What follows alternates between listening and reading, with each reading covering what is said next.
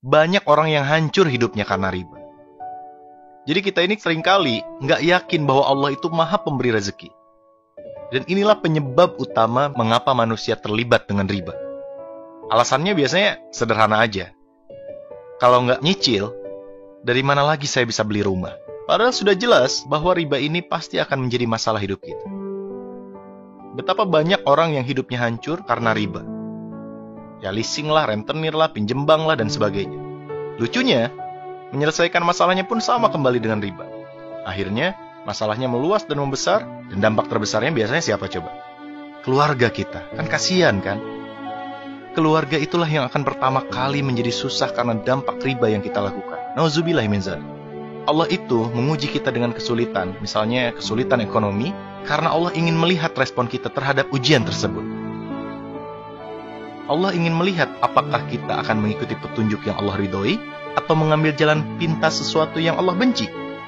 Coba bayangin, andai saja kita sabar dan hanya bertindak sesuai dengan apa yang Allah ridhoi, yakinlah ujian kita itu akan lulus dan mendapatkan hadiah berupa solusi untuk terurainya masalah hidup kita. Tapi sayangnya nih, kebanyakan manusia selalu kembali memilih jalan yang Allah benci. Hingga akhirnya apa coba? Hidupnya semakin susah di dunia, dan semua itu belum ada apa-apanya dibandingkan ancaman Allah kelak di akhirat. Padahal Allah pasti memberi solusi dan jalan keluar dari masalah hidup kita. Yakinlah itu janjinya. Sungguh sahabatku semuanya, Allah melaknat para pelaku riba beserta saksi-saksinya atau mereka yang memahami dan mengetahui transaksi riba. Hai orang-orang yang beriman, janganlah kamu memakan riba dengan berlipat ganda dan bertakwalah kepada Allah supaya kamu mendapatkan keberuntungan.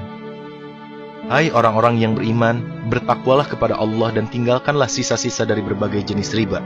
Jika kamu adalah orang-orang yang beriman, maka jika kamu mengerjakan riba, ketahuilah bahwa Allah dan Rasul-Nya akan memerangimu. Dan jika kamu bertobat, maka bagimu pokok hartamu. Kamu tidak menganiaya dan tidak pula dianiaya. Tuh coba bayangin teman-teman, Allah dan Rasul-Nya akan memerangimu. Ini bayangin nih, kelak besok lusa di akhirat kita melihat Nabi Muhammad SAW, kita ingin memeluk Rasulullah, kita ingin mencium tangannya, kita mencintai dan merindukannya, tapi tiba-tiba Rasulullah mengangkat pedangnya dan berkata, engkaukah yang selama ini menantang berperang dengan Allah dan denganku? Nauzubillah min dzalik. Jabir berkata bahwa Rasulullah SAW mengutuk orang yang menerima riba, orang yang membayarnya, orang yang mencatatnya, dan 2 orang saksinya. Kemudian beliau bersabda, mereka itu semuanya sama. Mari kita berbenah diri, jauhkan diri dan anak-anak kita dari riba, sebelum hancur hidup kita. Bayangkan kita beli rumah, beli mobil, ada uang riba di dalamnya.